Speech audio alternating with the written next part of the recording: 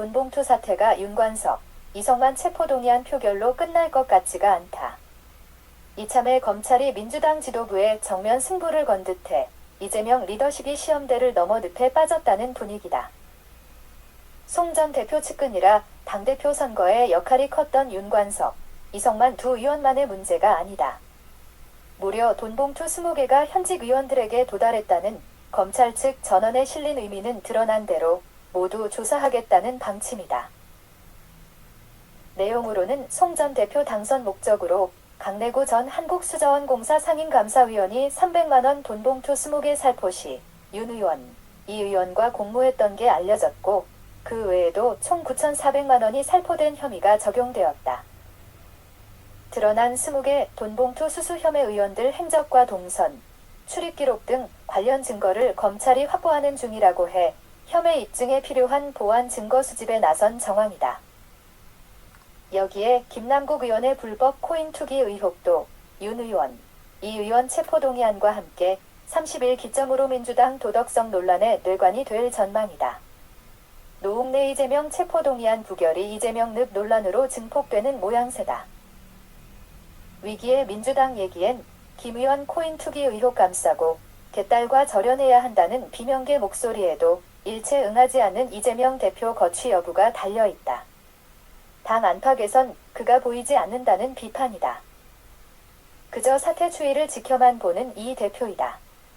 머니투데이 29일자 소식에 따르면 시점에 이 대표가 나서서 더 많이 말을 해야 하는데 제19 감싸는 모습으로 비춰 논란만 키운다는 한초선 의원 전언이다.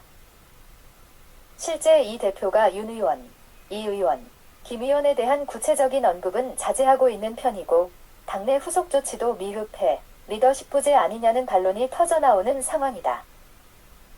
상황이 심각한데 당대표가 의총이나 최고위 모두 발언에서 소극적으로 일관하고 있어 그의 승부사 기질이 평소 성향과도 어울리지 않는다는 얘기다. 잘못 얘기하지 않나 싶다.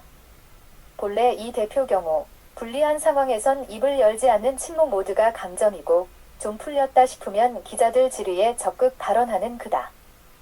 여기에 승부사 기질 얘기는 맞지 않아 보인다. 지금 여건이 좋지 않다는 판단에 평소 성향이 그대로 드러난 거로 해석해야 한다. 재판을 받는 본인 사법 리스크도 버거운 상황이고 당대표 된 배경도 민주당이 볼모로 잡힌 의미가 크다. 현재 오히려 그가 민주당의 볼모로 잡힌 처지가 아닌가 싶다. 김문기 전 처장을 모른다고 해 공직선거법 위반 혐의 재판이나 위례대장동 관련 재판도 쉽지 않다. 이어 백현동 개발사업 특혜 의혹에다 대북송금 의혹 등 검찰 수사가 줄줄이 대기하고 있는 형편이다. 여권에선 궁지에 빠진 이 대표와 민주당에 대한 공격 수위를 한층 높이고 있다. 특히 김남국 의원 코인 투기 의혹과 돈봉투 살포가 민주주의 파괴라고 역공에 나선 유상범 수석대변인 논평이 29일 전해졌다. 문호동 무임금 하자던 김 의원의 행볼 비판에 나선 박수영 의원 페북 글은 차치하더라도 간호법, 노란봉투법을 거론하며 직법 폭주라는 전주혜 의원 경우 의료 갈등을 해소할 몇 가지 조항 수정과 삭제 제안에 민주당이 나서지 않고 있다.